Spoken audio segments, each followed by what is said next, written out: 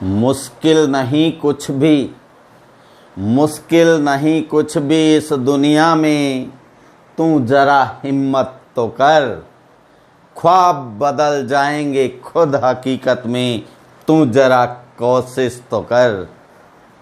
मैं मोहन शर्मा आपके अपने YouTube channel Take Your Goal पर आप सभी का हार्दिक अभिनंदन करता हूं। दोस्तों, जैसा कि आपको पता है, मैथमेटिक्स में अपनी एक्सरसाइज चल रही है एवरेज यानी औसत। एवरेज औसत के हम 2 पार्ट कर चुके हैं, 5 प्रकार के प्रश्न हो चुके हैं। आज शुरू करते हैं टाइप नंबर 6। उससे पहले यदि आपने चैनल को सब्सक्राइब नहीं किया है तो चैनल को सब्सक्राइब कीजिएगा, बेल आइकन को दबाइएगा ताकि अगली क्लास सबसे पहले आपके मोबाइल स्क्रीन पे। दोस्तों, तो आइए शुरू करते हैं पार्ट नंबर 3 एवरेज यानी औसत, type number 6। Type number 6, type number 6 क्या बताया गया है? विभिन्न समूहों से संबंधित प्रश्न। विभिन्न समूह होते हैं छोटे छोटे, उनसे संबंधित प्रश्न पूछे जाते हैं।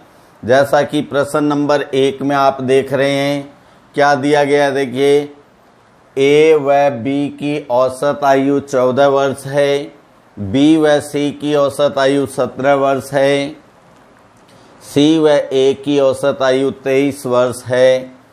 तो ए, बी व सी तीनों की औसत आयु क्या होगी? ओके दोस्तों, तो यहाँ हम जानते हैं पहला ग्रुप क्या है। ए व बी औसत आयु 14 वर्ष दी हुई है, तो अपने को टोटल लिखनी है ए प्लस बी, यानी ए बी का योग हो गया। कितना आएगा ए बी का योग? 14 गुणा 2 28। ऐसे ही बी व सी दूसरा ग्रुप है, बी प्लस सी, बी व सी का योग औसत है 17 गुणा 2 34 वर्ष। ठीक है दोस्तों, तीसरा ग्रुप आप देख रहे हैं, सी व ए औसत आयु 23, तो सी प्लस ए 23 गुणा 2, क्योंकि प्रत्येक ग्रुप में 2-2 व्यक्ति हैं। अब ये हुआ, इनको हम ध्यान से देखें, इनका टोटल करें तो ए कितनी बार दिखाई दे रहा है आपको? ए 2 बार, बी 2 बार, सी 2 बार। तो यहाँ क्या लिख देते हैं? 2 इंटू ए प्लस बी प्लस सी, क्योंकि 2 ए है, 2 बी है, 2 सी है, तो सभी में कॉमन 2 जो अलग हो जाएगा। ए प्लस बी प्लस सी, इनका योग कितना हो गया दोस्तों? 8 4 12, 12 और 6 18, 18 का 8 हासिल 1। यहाँ लिख देते हैं 1। अब जोड़ लीजिए, 1 2 3 3 6 4 10। अब आप जानते हैं इधर 2 का गुणा है, 2 उधर जाके भाग हो जाता है, तो ए प्लस बी प्लस सी बराबर 108 बटा 2, तो कितना आ गया? 54 54। तो ए बी व सी की औसत आयु अब यहाँ ए बी सी का योग 54 है और व्यक्ति 3 है, तो योग में 3 का भाग दिया, 18 वर्ष क्या आ गई? तीनों की औसत आयु आ गई है दोस्तों। ठीक है, लेकिन यहाँ ऐसे जब प्रश्न आते हैं तो इतना कुछ करने की ज़रूरत नहीं होती है। जो 3 ग्रुप हैं, पहला है ए व बी, दूसरा बी व सी और तीसरा है सी व ए, तो इनके योग करने की भी ज़रूरत नहीं होती है। तो सीधा आ जाता है ए बी व सी का औसत जो मान दिए गए हैं तीनों को जोड़ दो और भाग दे दो। देखिए तीनों क्या है? 14 प्लस 17 प्लस 23। अब व्यक्ति कितने हैं? 3। वो ही संख्याएं आ जाएंगी 4 7 11 11 3 14 असल एक, एक और एक दो, दो और एक तीन, तीन दो पाँच, बटा 3, भाग अभी दिया है हमने 54 पे 18 वर्ष। तो दोस्तों इतना योग याद करने की ज़रूरत नहीं है, आप सीधा इसी प्रकार हिट कर सकते हैं। और ये तो लिख के बताया है, वहाँ तो आप 14 को, 17 को और 23 को, तीनों को वर्बली जोड़कर 3 का भाग दे देना। ठीक है दोस्तों, आगे बढ़ते हैं क्वेश्चन नंबर 2 की ओर। ये भी वैसा ही प्रश्न है। रमन व चमन का औसत वजन 36, चमन व अमन का औसत वजन 40, अमन व रमन का औसत वजन 34 किलोग्राम है। तो रमन का वजन बताना है। यहाँ ध्यान रखना दोस्तों, यहाँ वैसा मत कर देना। अब आप जानते हैं ये ए, बी व सी का औसत ज्ञात किया था, तो यहाँ ये तीनों को केवल हम जोड़ते तो तीनों का योग आता। क्या करते, कौन कौन है, रमन, चमन और अमन, तीनों का योग जो होता है वो ये औसत दिए हुए इन्हीं को जोड़ दिया जाता है। 36 प्लस 40 प्लस 34, इनको जोड़ दें दोस्तों। 6 4 10 की 0 असल 1, 1 3 4, 4 8, 3 11, तो कितना हो गया 110। अब पहला रमन पहला व्यक्ति है, इसका मान ज्ञात करना है। तो आप उस ग्रुप को चुनो जिसमें रमन नहीं है, अर्थात चमन और अमन हो। तो कहाँ है चमन और अमन, ये चमन और ये अमन, ये ग्रुप है। इसका औसत कितना है 40। तो यहाँ लिखते हैं चमन प्लस अमन, चमन प्लस अमन, इनका औसत देखिए क्या है, चमन और अमन का 40 किलोग्राम। तो औसत को व्यक्ति कितने हैं, चमन और अमन 2 व्यक्ति हैं। तो इनका योग क्या हो गया, 4 दूनी 8, 0 की 0। अब आप जानते हैं रमन, चमन, अमन, तीनों में से चमन और अमन को घटा देंगे तो अमन कैंसल, चमन कैंसल, कौन रह जाएगा, रमन। तो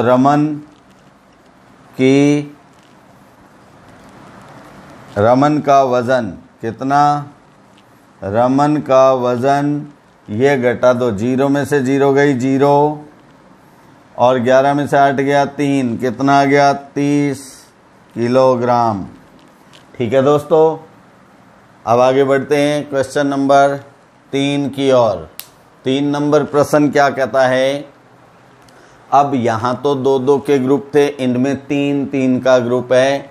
ए, बी व सी का औसत वेतन दिया गया है, ऐसे ही बी, सी व डी का औसत वेतन दिया गया है। ए का वेतन दिया गया है और पूछा गया अपने से डी का वेतन। तो अकेला कौन है, ए का वेतन कितना है, यहाँ लिख लेते हैं। ए का वेतन है 9,500 रुपये। फिर है पहला group A plus B plus C, इनका कुल कितना हो गया, औसत है 12,000, व्यक्ति हैं 3, गुणा कर दो, 12 3 36, 0 तीनों आ जाएंगी। ओके दोस्तों, ऐसे ही फिर ग्रुप है बी, सी व डी, तो B plus C plus D, अब इनका औसत कितना है 13,500, व्यक्ति कितने हैं 3, गुणा कर दो, 2 0 की 2 0, 3 5 15, असल 1 को ध्यान रखना यहाँ है, 3 3 9 और 1 10 की 0, असल 1, वापस असल आ गई, 3 एकम 3 और 1 4, तो 40,500। अब इनको हम नंबरिंग दे देते हैं, नंबर 1 इक्वेशन, नंबर 2 नंबर 3। अब जो सिंगल है ए को उस ग्रुप में जोड़ दो जिसमें ये नहीं दिख रहा अपने को, जिसमें ये नहीं है। तो कौन से में नहीं है, इसमें नहीं है। तो 1 + 3 से समीकरण नंबर 1 और 3 को जोड़ना है। तो कौन कौन हो गए? A plus B plus C plus D. देखिए ए यहाँ है, बी सी डी यहाँ है, तो चारों हो गए ना। अब 40,500 में 9,500 जोड़ना है, तो पहले ए लिखा है, ए की वैल्यू 9,500 प्लस बी सी और डी की 40,500, इनको जोड़ दो, 2 जीरो की 2 जीरो, 5 5 10 की 0, असल 1, ठीक है 1, और फिर क्या आ गया 9 10 असल फिर 1 और 4 5, ये हो गया 50,000। ठीक है, अब इसमें चारों हैं और सेकंड में 3 है, इसको 4 नंबर समीकरण दे देना आप। अब आप देखें 4 में ए बी सी और डी चारों व्यक्ति हैं, जबकि 2 नंबर में ए बी और सी है। अगर ए बी और सी इसमें से हट जाएं तो क्या रह जाएगा दोस्तों? डी।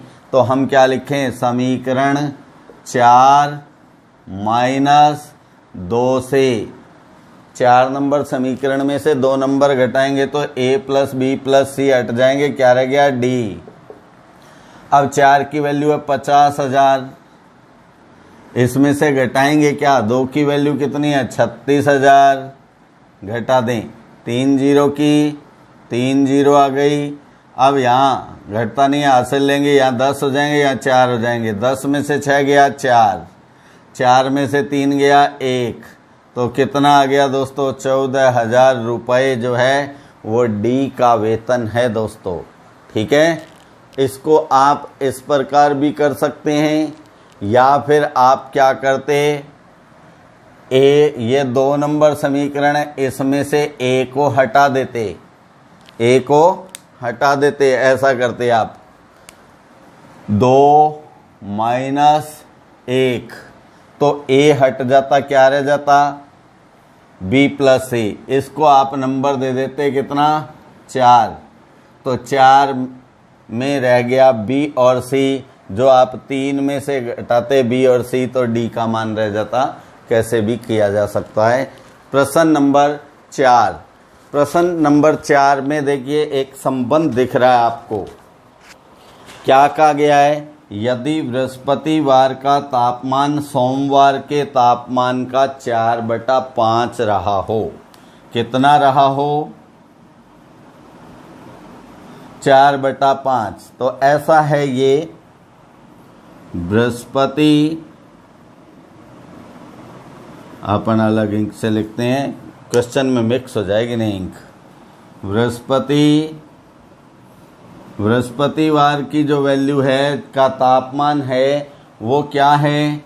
4/5 सोमवार, 4/5 सोमवार।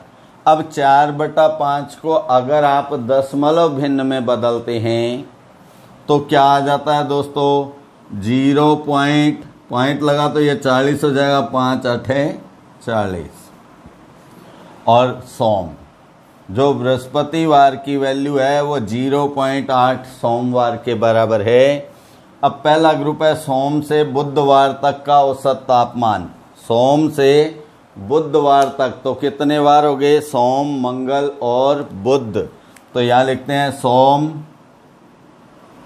प्लस मंगल प्लस बुध,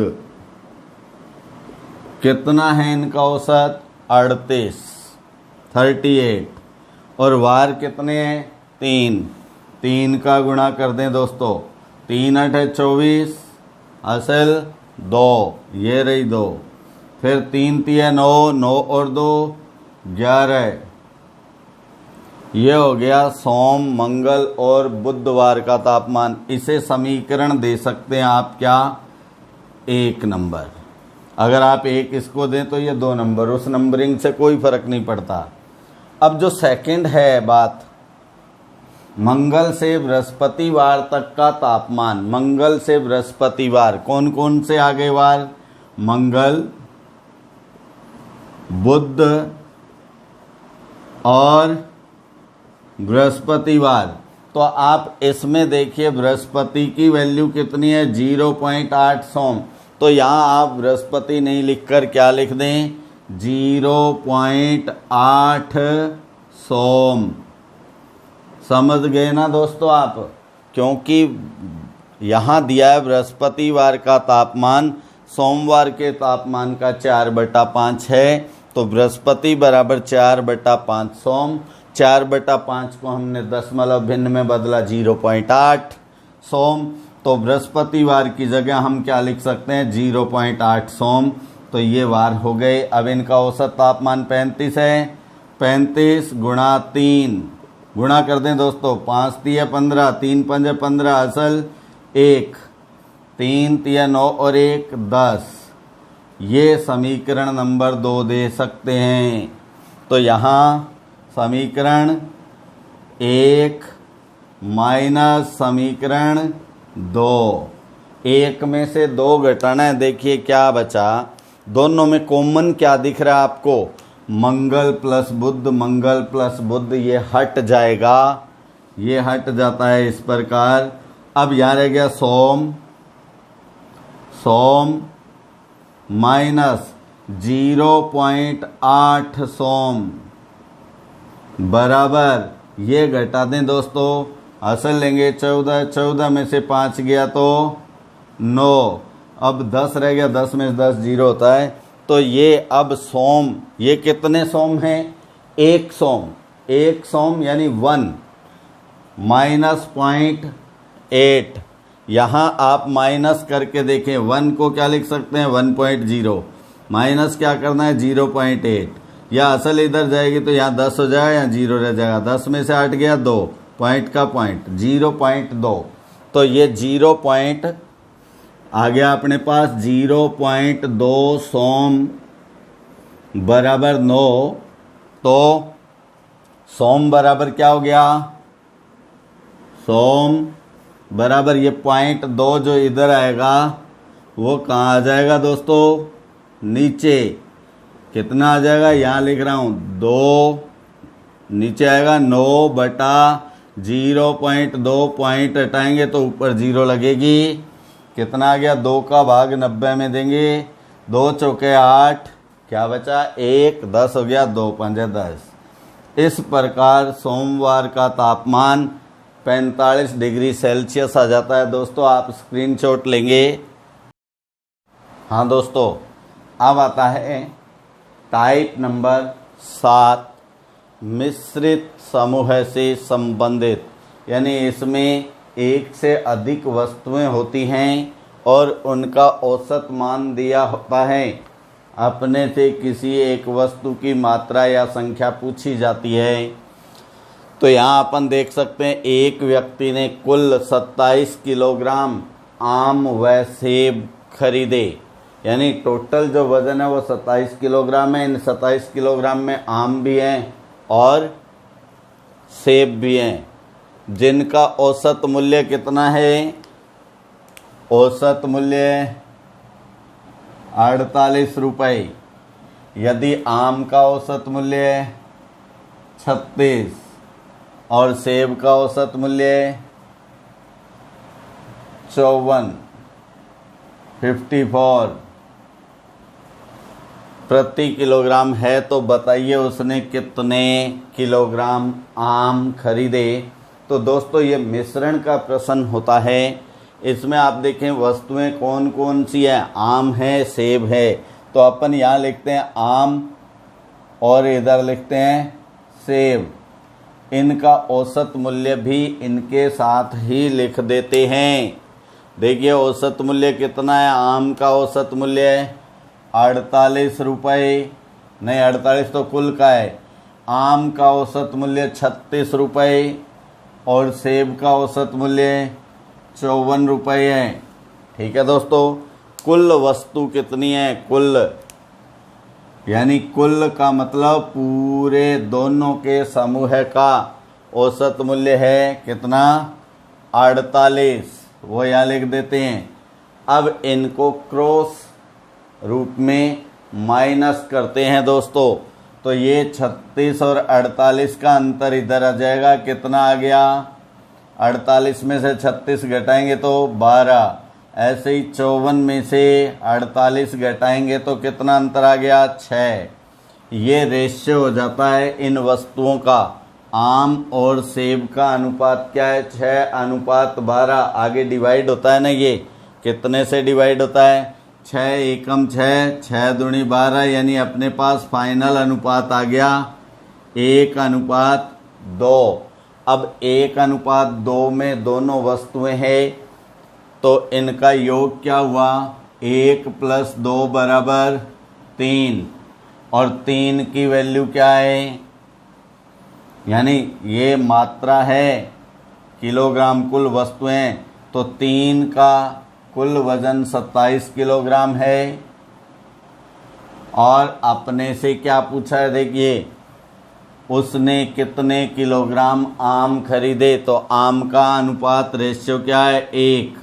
3 की वैल्यू 27 है तो 1 की वैल्यू क्या होगी? 27/3, यानी 9 किलोग्राम उसने आम खरीदे हैं दोस्तों। ठीक है, ओके। अब आगे नेक्स्ट क्वेश्चन क्या कहता है? एक कक्षा में 88 यानी 88 विद्यार्थियों के औसत प्राप्तांक कितना है? 76% है। यदि लड़कों व लड़कियों के औसत प्राप्तांक क्रमशः 68 और 90, 68% और 90% है, तो बताइए लड़कियां कितनी है? यहाँ भी 2 कैटेगरी है, 2 श्रेणियां हैं, लड़के और लड़कियां।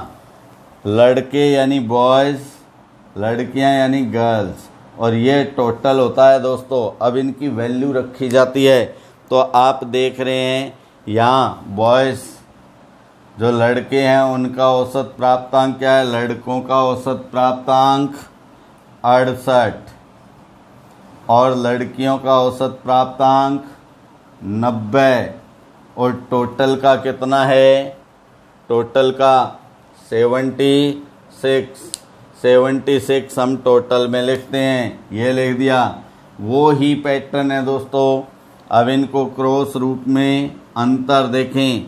76 में से 68 घटाएंगे तो 8, 90 में से 76 घटाएंगे तो 14, 14:8, तो ये 2 से कटता है 7:4, तो कितना रेशियो आ गया? 7:4। 7 अनुपात जो है वो बॉयज़ का है, 4 अनुपात वो गर्ल्स का है। योग कितना हो गया? 7 + 4 यानी 11, और 11 की कुल संख्या कितनी है? 88 विद्यार्थी है। अब अपने से लड़कियां पूछी है, तो लड़कियों का रेशियो क्या है? 4, तो 4 की वैल्यू क्या होगी? 88/11 × 4। 11 से काटेंगे तो 11 एकम 11 8 है, 8 चौके 32, 32 क्या है? गर्ल्स, 32 गर्ल्स, क्योंकि ये 7 + 4 ये क्या है? टोटल। ये 4 क्या हैं? गर्ल्स हैं, और गर्ल्स की वैल्यू यानी संख्या जो है वो कितनी आ गई? लड़कियों की संख्या 32 है दोस्तों। ठीक है। क्वेश्चन नंबर 3 क्या कहा जा रहा है? 120 छात्र हैं जिनके औसत प्राप्तांक कितना था? औसत प्राप्तांक 48 था। यदि उत्तीर्ण छात्रों का औसत प्राप्तांक 60 और अनुत्तीर्ण का 28, तो उत्तीर्ण हुए छात्रों की संख्या कितनी है? ये है उत्तीर्ण, और इधर अनुत्तीर्ण। इनके मान लिखो कितने कितने औसत प्राप्तांक है? उत्तीर्ण के 60, अनुत्तीर्ण के 28, टोटल के 48। अब इनका अंतर कितना है दोस्तों? 48 और 60 का अंतर, 60 में से 48 घटाएंगे तो 12, 28 घटाएंगे 48 में से तो 20। ये रेशियो आ गया। अब ये कितने से कटता है? 4 से। 4 × 5 = 20, 4 × 3 = 12। ये रेशियो है 5:3, और 5:3 का योग कितना होता है? टोटल यानी 5 + 3 बराबर 8 और 8 की संख्या कितनी है, कितने विद्यार्थी हैं, 120। अब अपने से पूछा उत्तीर्ण छात्रों का अनुपात है 5, तो 5 की वैल्यू बतानी है। उत्तीर्ण 5 बराबर 120 बटा 8 गुणा 5। ठीक है दोस्तों, 8 का भाग 120 पे पूरा जाएगा, तो 8 का भाग 120 पे दे दीजिए। देखिए ये 120 भाग देना है कितने का, 8 का। 8 एकम 8, क्या बचा 4, 0 की 0, 8 पंजे 40, तो कितना आ गया 15। तो 8 से ये 8 एकम 8, 15 8 है 120, तो कितना आ गया 15 गुणा 5 बराबर 75। क्या है 75? उत्तीर्ण छात्रों की संख्या है 75। ठीक है दोस्तों, नेक्स्ट क्वेश्चन को देखें। एक बोरे में, नेक्स्ट क्वेश्चन क्या है, एक बोरे में वस्तुओं का कुल वजन, यानी एक बोरे के अंदर वस्तुएं हैं, उन वस्तुओं का कुल वजन 52 किलोग्राम है, जिनका प्रति किलोग्राम औसत मूल्य 64 रुपये है। औसत मूल्य 64 रुपये प्रति किलोग्राम है। यदि दोनों वस्तुओं के औसत मूल्य क्रमशः 50 रुपये और 76 रुपये है, तो यहाँ दो वस्तुएं हैं। फर्स्ट वस्तु, सेकंड वस्तु। अब इनके औसत मूल्य लिखे जाते हैं दोस्तों। तो दोनों वस्तुओं के औसत मूल्य क्रमशः 50 रुपये और 76, ये 50 ये 76। टोटल का क्या है, टोटल का औसत मूल्य 64 64। ठीक है दोस्तों, वो ही अंतर 64 में से 50 घटाया तो 14, 76 में से 64 घटाया तो 12। रेशियो क्या आ गया, 12:14। अब अपन जानते हैं 2 से कटते हैं ये, 2 6 12, 2 7 14, तो ये फाइनल रेशियो आ गया 6:7। तो इनका टोटल क्या हो गया, 6 + 7 यानी 13, और 13 का कुल वजन कितना है, 52 किलोग्राम। 52 किलोग्राम। अब पूछा किसका है, पहली वस्तु, तो पहली वस्तु का रेशियो है 6। फर्स्ट वस्तु यानी 6 की वैल्यू 52/13 गुणा 6। आप जानते हैं 13 के पहाड़े में 52 आता है, 13 चौके 52, 13 एकम 13, 13 चौके 52, तो क्या रह गया 4 गुणा 6 बराबर 24 किलोग्राम। जो पहली वस्तु है वो 24 किलोग्राम है। ठीक है दोस्तों, आप स्क्रीनशॉट लेंगे। हाँ दोस्तों, अब कुछ कैटेगरी आती है जैसे वर्ग संख्या, घन संख्या।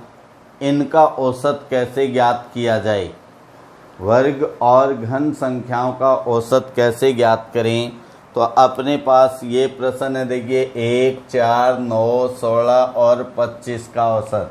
ये तो साधारणतः हम पांचों को जोड़कर 5 का भाग दे सकते हैं, है ना।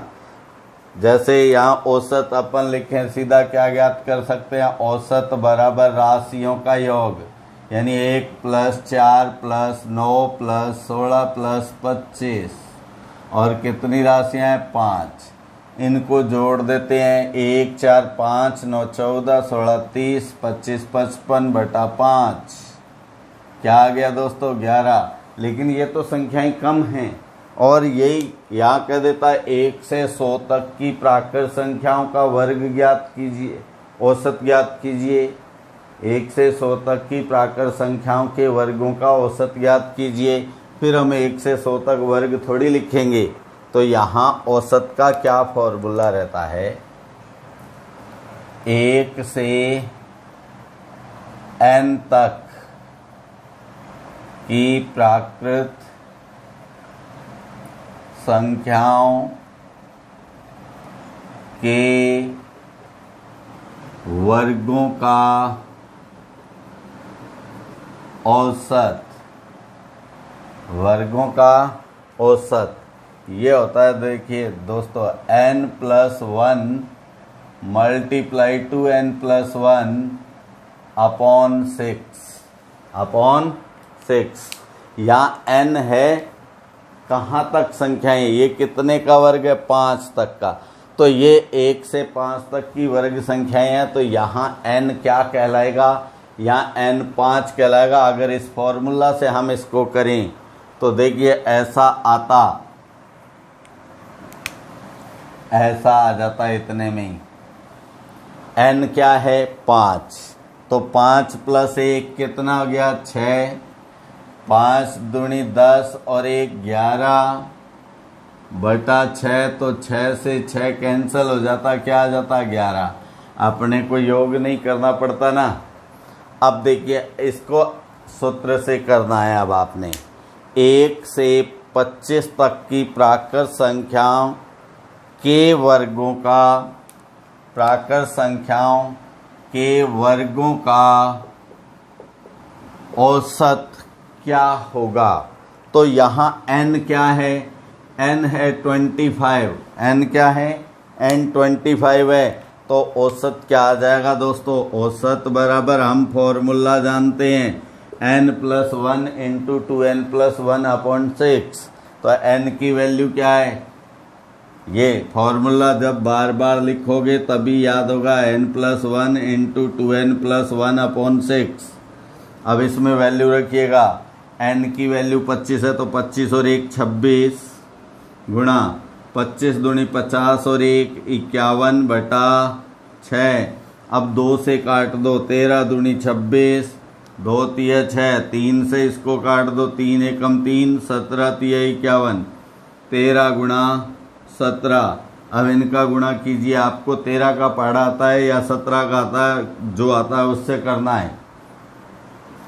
13 7 91 असल 9, फिर 13 एकम 13 और 9 22, कितना आ जाएगा दोस्तों, ये आ जाएगा 221। 1 से 25 तक की प्राकृत संख्याओं के वर्गों का औसत क्या हो जाएगा, 221। ऐसा ही अब इधर देखें, ये क्या है, 1 से 12 तक की प्राकृत संख्याओं के घनों का औसत। तो घनों का औसत क्या होगा, यहाँ ध्यान रखना, घनों का औसत 1 से n तक की प्राकृत संख्याओं के घनों का औसत। ठीक है दोस्तों, वर्गों का औसत हमने ये किया है। यहाँ घनों का औसत क्या आएगा, n × n+1 का होल स्क्वायर अपॉन 4। ये 1 से n तक की घन प्राकृत संख्याओं के घनों का औसत होगा दोस्तों। अब अपने से क्या पूछा गया है, देखिए 1 से 12 तक की प्राकृत संख्याओं के घनों का औसत कितना होगा। तो हम क्या करें, यहाँ हम ऐसा लिख सकते हैं, औसत बराबर, पहले फॉर्मूला लिखा करें, बार बार लिखने से आपके दिमाग में वो स्टोर हो जाएगा। तो फॉर्मूला क्या है, n × n+1 का होल स्क्वायर अपॉन 4। n क्या है, जहाँ तक की प्राकृत संख्या है, 12 तक की प्राकृत संख्या है, तो n बराबर 12 और 1 13। 13 का क्या करना है, स्क्वायर करना है, तो स्क्वायर 13 का सीधा हम लिख सकते हैं 169 बटा 4, 4 तिया 12, 3 से गुणा कर दें, 3 में 27 असल 2, यहाँ 2 लिख दिया असल, 3 छिका 18 और 2 20, फिर असल 2, 3 एकम 3 और 2 5, ये 507 इनका औसत आ जाएगा। तो दोस्तों आपके लिए होमवर्क में 2 क्वेश्चन आज हैं, बहुत अच्छे प्रश्न हैं। इनको सबसे पहले करके सबसे पहले कमेंट बॉक्स में आप देना। दोस्तों, इसमें हेजिटेशन मत रखें, ज़्यादा से ज़्यादा गलत हो सकता है, गलत से नहीं घबराएं। जो असफलता से घबराता नहीं है, उससे कुछ सीख कर आगे बढ़ता है, वो ही सफल होता है। अक्सर चोट खाए हुए व्यक्ति ही इतिहास रचा करते हैं। दोस्तों, तो आप इन प्रश्नों का उत्तर सबसे पहले कमेंट बॉक्स में देना। ठीक है, मैं मोहन शर्मा फिर से आपको निवेदन करता हूं, आपसे अनुरोध करता हूं कि आप चैनल को अगर सब्सक्राइब नहीं किया है तो चैनल को सब्सक्राइब कीजिएगा। और हाँ, सबसे इम्पोर्टेंट होता है बेल आइकन को दबाइएगा। बहुत से स्टूडेंट सब्सक्राइब तो कर देते हैं, बेल आइकन नहीं दबाते, इसलिए उनके पास अगला नोटिफिकेशन स्वतः ही अपने आप नहीं पहुंचता है। इसलिए सब्सक्राइब करने के बाद बेल आइकन दबाइएगा। ठीक है दोस्तों, वीडियो क्लास पसंद आए तो लाइक और शेयर कीजिएगा। नमस्कार दोस्तों, जल्द मिलेंगे अगली क्लास में, तब तक के लिए जय।